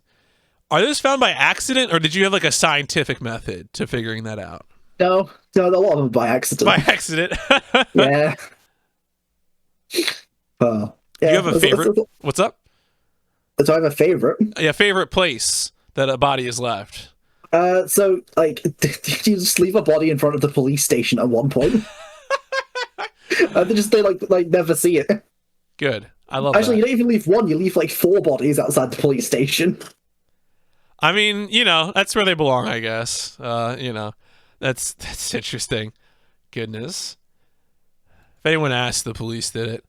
All right, so this game, as I mentioned before, is not a game that I held in my brain associated. In fact, a game I hadn't really thought about since I had seen Cody play it. Do you have any designs for this game, whether that be taking it to a marathon, or maybe you already did, or also improving times? Yeah, I want to improve all of the 80% times, because both 80% records now currently have 1 reset in a level. Because the same level as well is at the 5th level. You have to do like 3 crouch jumps to get up to a window. It's like a 3rd floor window. You just like crouch jump all the way up the building, kill a guy, and I fail it twice. So that's really sad. So yeah, that needs to be an ironed out. So I'm looking at this leaderboard, and we mentioned earlier we were talking about Sadly. Yeah, Sadly's coming up here, yeah. And specifically, I'm noticing that you have the top times for easy and normal in this game, but there's another category called Stealth Master. Yeah, it's like it's like the opposite of what 80% essentially is. Right. Like at the start, you're just like gun all the enemies down. You actually have to like play the game. So no interest in Stealth Master? I've routed some stuff for Stealth Master, but I've never gotten around to it. Yeah, my assumption is that it would be like, because isn't that a thing in Hitman, like getting like pro assassin or whatever? Yeah. That's the equivalent. Interesting. All right, cool. Well, let's start winding things down. Let's get some of the exit interview questions out, folks. I would ask that you, if you're lurking in chat, and I see some of you lurking out there, cook up some questions for Mipha here. I have a few final questions for Mipha myself. And one of those is that I do like to connect the interview series using questions from a previous guest, and also get a question from you for my next guest. And so my previous guest was Nico Hart, who, of course, does, among other things, speedruns on steering wheel controllers, but not racing games. Only things like Alien Isolation. Had this question for my next guest, which was, if you could use one type of controller that is outside your normal format, so no Xbox, no keyboard, mouse, what would you choose? If you had to do one of your games, Minecraft Dungeons, Family Guy, on a weird controller, like dance pad, steering wheel, whatever the case might be, what kind of controller would you use? Man, I don't know. Huh. I mean, I feel like Minecraft Dungeons of a dance pad would be kind of funny. Because, like, we're having to move around. I'm not sure, though. I can't really think of any other weird controllers other than those two, on top of my head. I mean, okay, so I can start listing off some ideas here for you. I could talk about steering wheels, dance pads, gun controllers. Can talk about fishing controllers. Any one of a number of weird, like steering controllers, the Netcon, the Power Glove. You kind of keep. I mean, I unfortunately I've spent too much time looking at weird console stuff, so I know more of these than I should. Any like weird arcade cabinets that you can think of, I would totally accept that. But I'm also happy to take Dance Pad on Minecraft Dungeons as an answer. Yeah, Dance Pad Minecraft Dungeons is pretty good. I'd also like to play Family Guy with like a. Oh, what was the old Nintendo controls called? It's like the guns. Oh, the Super Scope? Yeah, that one. Okay. The Super Nintendo one that looked like a little bazooka? Yeah. Yeah. No, there's also the original NES one. It was like a literal gun. Oh, yeah, the Duck Hunt gun. Yeah. Yeah, the Duck Hunt gun. Yeah, no, that's a classic goof. That does mean that I do need from you a question for my next guest. The question does not have to be about speedrunning. It can be really about anything. Question will be answered by a speedrunner, though. Do you have something that you would like to pass along? Man.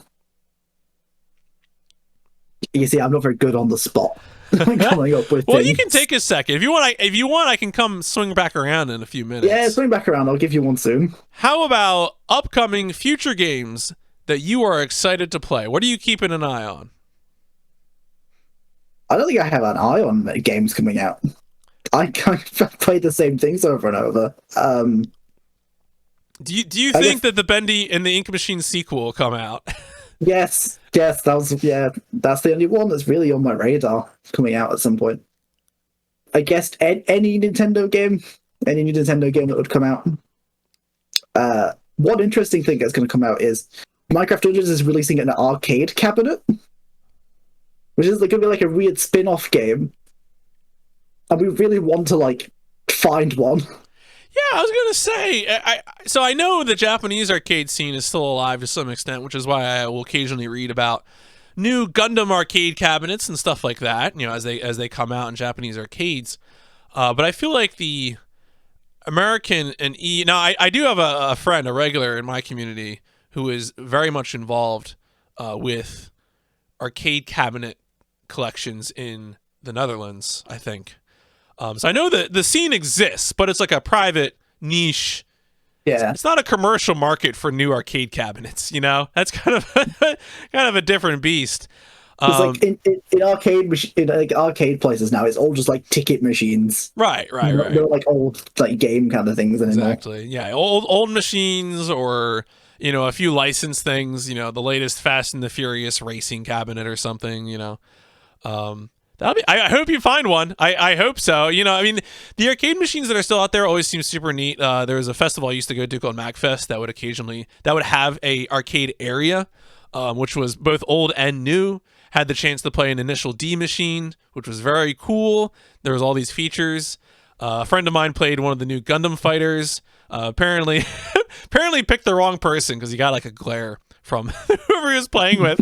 But anyway, besides the advanced etiquette of the meta in arcade cabinets, hopefully you get the chance. That would be neat. How about, while I'm giving you more time to think about the question you're going to give the next guest, how about some people in the community that you would like to shout out? If you could put more eyeballs on a few people, who would those people be? Gosh. IMEC, current world record holder for Minecraft Dungeons, and longtime co-op partner of mine. He's fantastic at that game. Yeah. Gosh, I might have to take a scroll down some leaderboards here. Oh, fair. Yeah, take a second. Hoon and Jay from Family Guy Back to the Multiverse. They do an incredible job. Toxic Pinhead. He's like a mastermind of finding glitches in licensed games. He's done so much work on different licensed games. It's insane. Yeah, he's like really talented at it. Gosh, who else? Wait, who was that last person? Toxic Pinhead. Okay. He's done a lot of work on like Futurama as well.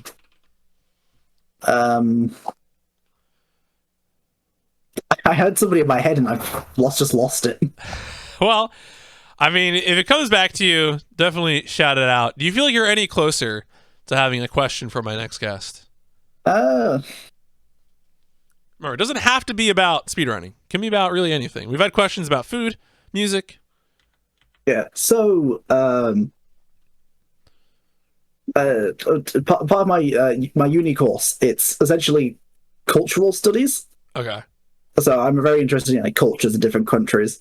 So I'm going to go with other than Japan, because I have a feeling a lot of people will say Japan for the question. Like, which culture interests you the most, or like which country do you want to visit? Okay. The most. So I feel like a lot of speedrunners might say Japan. Sure. I'll be curious to know. So as always, I'm going to spoil it to you. I'd be curious if you recognize this name. I'm going to throw it to you in the DM. Who will be the next guest? They've been to GDQ a bunch of times. Oh, I do. Yes. You do. Okay, so you know who it is. All right. So we'll look forward to that one. That'll be that person will get your question on Thursday. Actually, Thursday will be like the next OverBoost. So look forward to that. Where should people find you if they're looking for Mipha content? What is the place to go?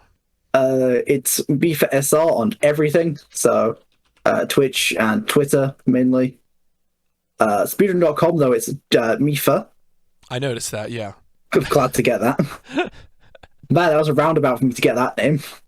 I like stalked the guy who had it like email because he hadn't put a run in like 2 years, and I managed to ask him for it. That's fair. But yeah, Mipha SR and everything. Essentially. All right, cool. Well, those if you're here with us live, those links have just been dropped into the chat. So please follow Mipha on everything. If you are listening to this after the fact on YouTube or Spotify, iTunes, you'll be able to find those links in the show notes. Mipha, thank you so much for giving me all of this time. Thank you for having me. I do need one more thing from you, which is before we get to the Q&A, I am going to use a cheesy catchphrase, like let's boost on out of here. And when I say that, I would like you to give me your best rocket engine noise.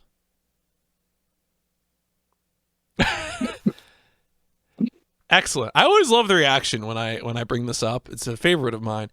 Folks, thank you so much for listening. Let's boost on out of here. Don't know what I'm doing. Come on, a rocket engine noise. We got like a rocket engine.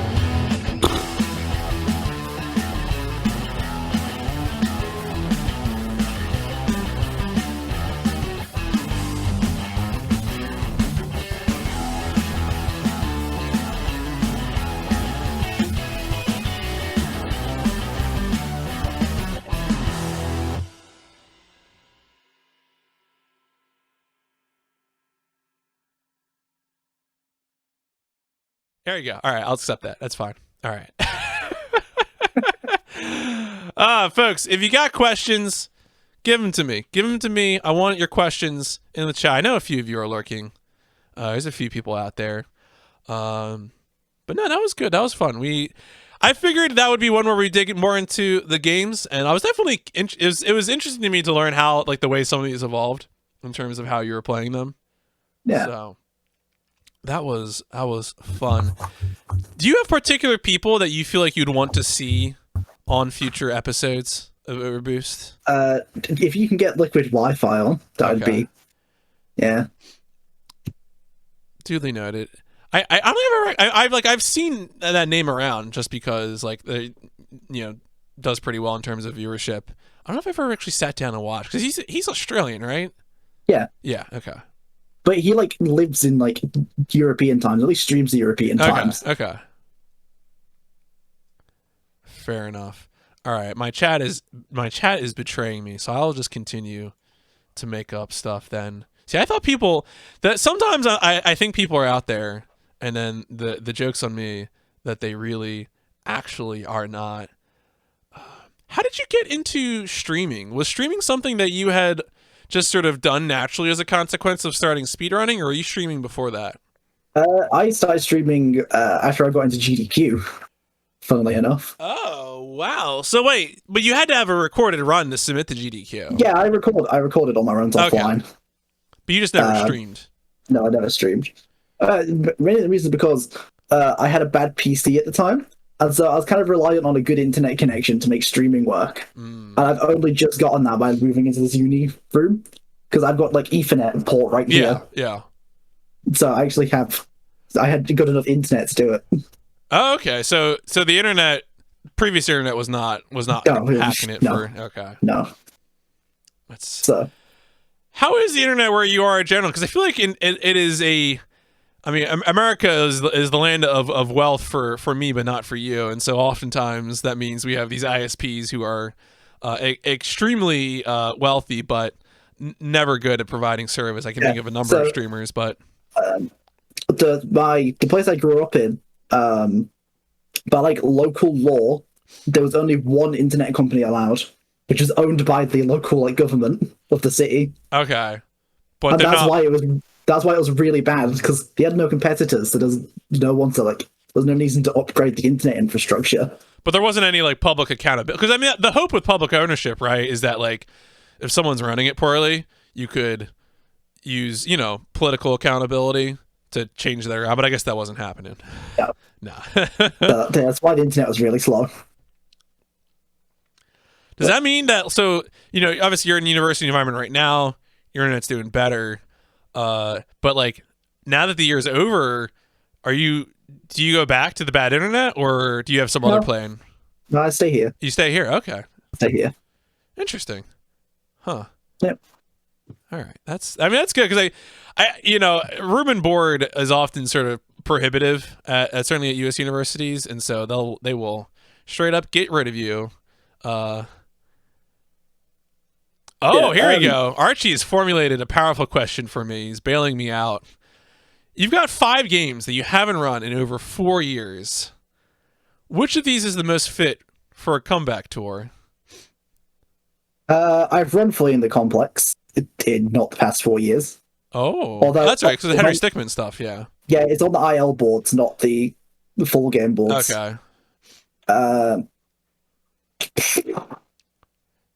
I don't think any of them, if I'm honest. They're all like quick and cheap flash games that I ran when I was relatively new and I was like a 15-year-old with no money. But I suppose the Bad Dream series, if I had to pick one, it's just a section of point and clicks. You mentioned that they're flash games. Have you played around? Because I know that with the death of Flash, a lot of the Flash games are now supported in these emulation environments. I know people have named them before. The names escape me right now. Have you played around with any of these post-Flash game emulators? I mean, I kind of have to. Well, you have to, but I wasn't sure if you were actually running the Flash games. I guess for Henry Stickmin is Henry Stickmin's Flash, right? Yeah. Yeah. Okay. Because I head moderate Henry Stickmin. Oh, so I kind of need to keep on board of everything. Yeah, no, that's important. But we made sure before Flash started that we had everything archived, just in case. Now, what is okay? So obviously this recalibrates things. You are lead moderator of the Henry Stickmin series mod. What is your preferred way of playing a Flash game now? Is it? I mean, Newgrounds has its own Flash player emulator, and so everyone kind of just uses Newgrounds now because pretty much all Flash games are all uploaded there, and their emulator works pretty well. It's really funny to me that Newgrounds still exists. Like, I just want to say that I don't. I had a college roommate in 2006 who was the number 9 member of Newgrounds.com by points, and he also had binders of Yu-Gi-Oh cards. It was very weird. It was very strange. But I guess that website, if they're doing a good job preserving, then clearly I need to be nicer to them. I feel like the death of Flash might have upped them a bit. Because like they've made a pretty good Flash emulator. Yeah, I guess they found a mission statement for being alive in 2021. That's one of those weird things. I feel like a lot of those like early 2000s websites, Newgrounds, YTM&D, you know, like they've all had these moments of like actually people love these things. We're going to keep them around. I know YTM&D certainly had that moment when it almost went offline, but it sounds like a Newgrounds, which I have not read about, but given its ties to Flash, you know, the approach, I guess. So right now, if a new person shows up and they run around Henry Stickmin, you're like, best way to do that, do it on Flash, or do it on Newgrounds. Yeah, play it on Newgrounds. Or the last game up that was posted is actually a Steam game. Mm. It surprisingly still runs in Flash. Like it's Flash based. Yeah, it's like a standalone EXE game. So yeah, that's also a good place to start. So here we go. I feel like I might have almost gotten close to this, but actually, no. Now that Archie's here, we should talk about a game that we have not talked about previously, which of course is Orwell. Orwell and also Hearthstone. Not exactly your normal speedrun games, I feel like. What drew you? Do you view them as unconventional, and do you think there is a particular appeal to them that people underestimate? Hearthstone definitely unconventional. Almost like any sense. But no, it's good. It's quite fun to do, especially if you enjoy Hearthstone and you get a bit bored of playing against the same BS decks out all day on ladder. Do you spend a lot of time playing normal Hearthstone? So. Oh yeah. Do you? Yeah. Is that a game where you have like ranks? Do you have like some rank or something? Yeah, you play ranks. Like each month is like its own season. Like it resets at the beginning of a month. Do you have Hearthstone accomplishments that you could share? No. No. Okay. No. That's fair. I've hit the top band once. That's about it. That's fair. What about Orwell? What drew you to Orwell? We didn't talk about that game at all. I got in the Amnesia speedrun Discord. So some guy was like, I've got these Humble Bundle games that I don't want. Does anyone want one? And I took the Orwell Steam key from them. And I played it and I was like, oh, I actually like this game. So, yeah. I'm bringing up. Okay, so and then I guess you just ended up sort of like doing a run or something? Yeah, I did it of like a 1 or 2, I think. But no plans to no plans to keep Archie up at night. I might do it again one day. Yeah, no, that's cool. It's interesting. I feel like that kind of experience is interesting because I feel like it can become primarily about just like finding information, because when you go to a game that people haven't speedrun, the most important thing is coming to know the basic information, right? It's not like you're coming to a game and you need to find tricks. I mean, you can, but the most fundamental thing is to be like, can I, using the intended features of the game, skip a lot of stuff? That kind of becomes the dominant question. Do you feel like the games that you've come to, like, because I know we've talked a few times now about finding new tricks, Slater, you did a lot of rerouting of. Have you also spent a lot of time just like sort of ferreting out basic information? I don't think so. No, not quite as much. No. By the time I get to a lot of games, a lot of the basic information is already lifted. So I've never gotten to a game like day one of running it, as it's just come out. I've always been a bit of like a lag behind in that sense. Yeah, no, that's fair. I honestly, I think that's the way to do it. Like I have recently, you know, I guess the current hot news, right, was that you know, Resident Evil 8 Village came out, and seeing a lot of horror streamer friends just sort of like go into that hard as hell. And like, I understand it to some extent. It's like also for some of them, they do it full time, so it's kind of like a good idea. But it's definitely like, y'all are gonna spend a lot of time doing things that soon you won't have to do at all, I bet. And it's just interesting to think about. Like, if you just wait 2 weeks, you could probably do a much simpler run. No, yeah, I'm honestly don't understand running a game off the bat. Mm-hmm. It's like I'd rather wait and see what happens first. It's like if anything's found.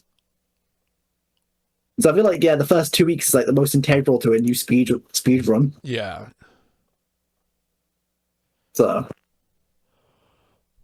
when it comes to, you know, one thing I wanted to ask about too also is the speedrunning is our primary interest here, right? We enjoy playing the games, we enjoy finding stuff, competing, working with others.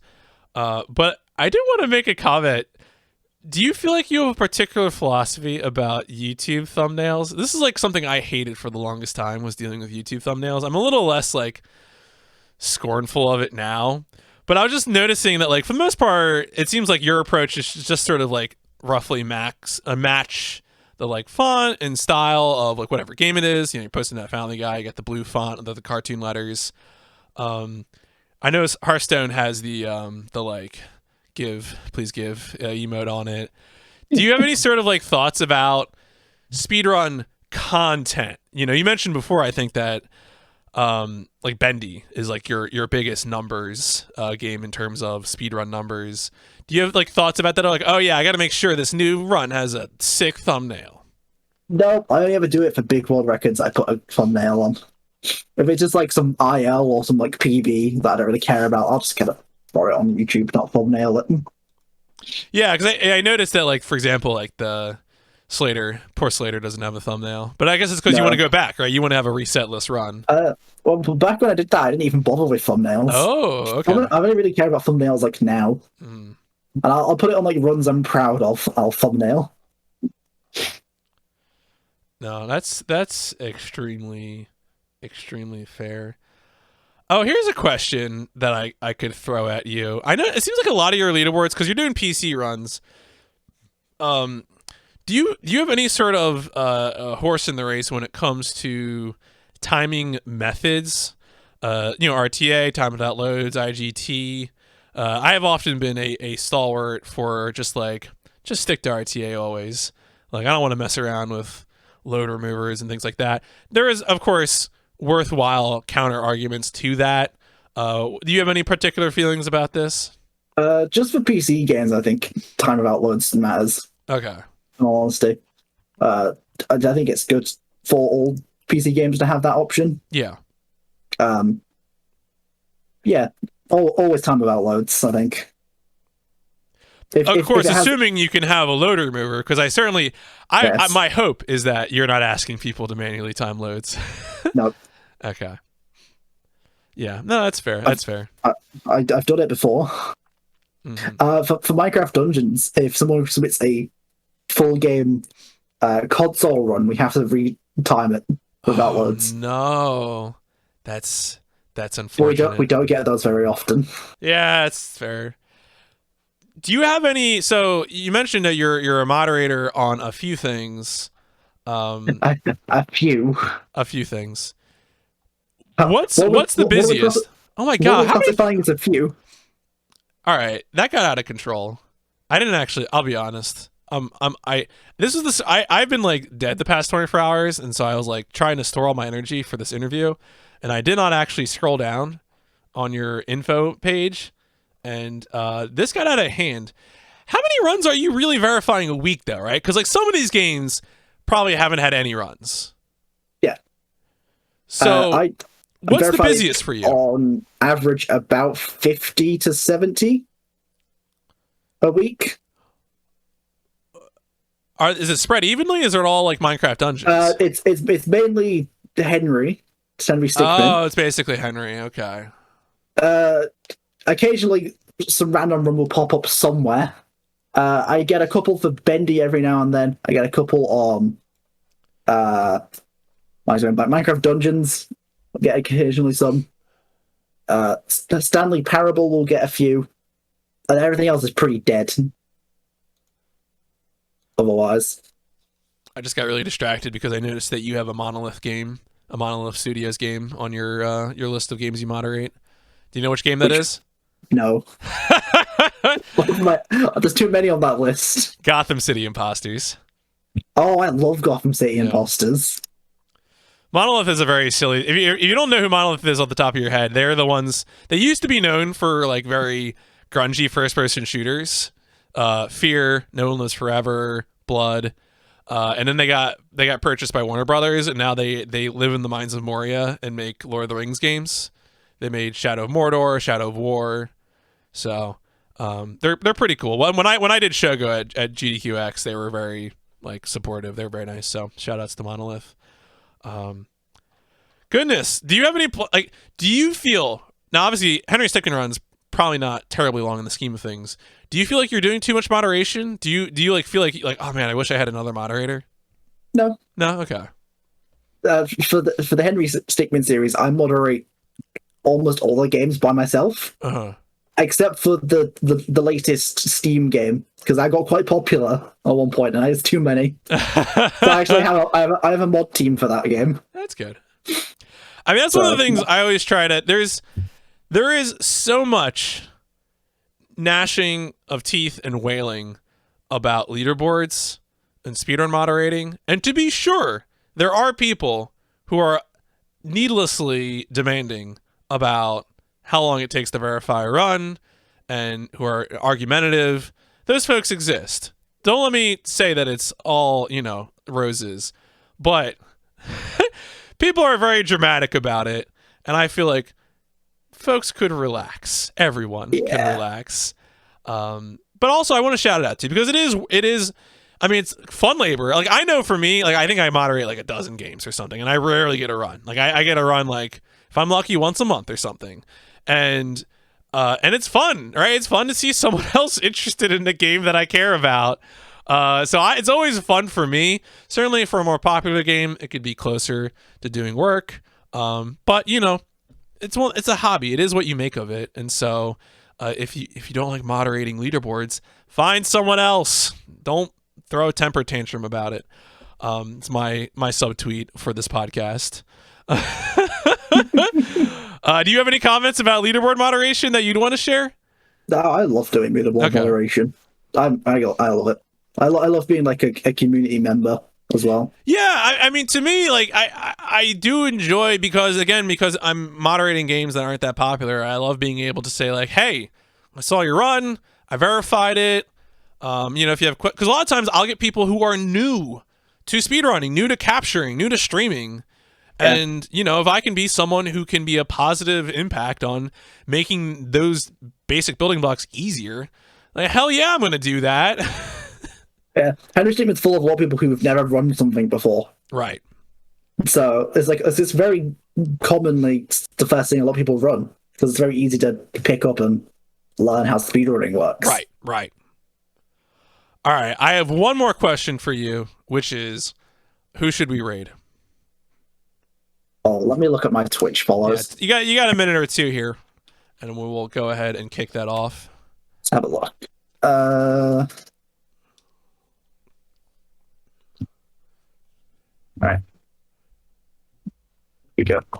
I'll send you it. Yeah, give me the name here. Oh, here we go.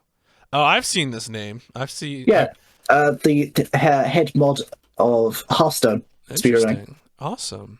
He's currently playing not Hearthstone. What are we? Wait, I gotta click the link here while I queue up the command. Oh, what is this? Exit Fate? Is this like a mobile RPG? No, I don't think it's mobile. What is it? God, this really has like a real like Japanese fan translation look. Long as hell though. Nice. It's PC. PC? Okay. Maybe it's just like indie. Yeah, it's like an indie game. It does have that kind of indie game look. That's cool. RPGs are cool. All right, let me cue that up, and we'll get over there. Mipha, thank you so much for all this time. I apologize for me being a little under the weather. Hopefully it was still fun for you. It's all right. Thank you. Excellent. All right, well, I will let you go. Have a great rest of your day. Yeah, you too. Take care.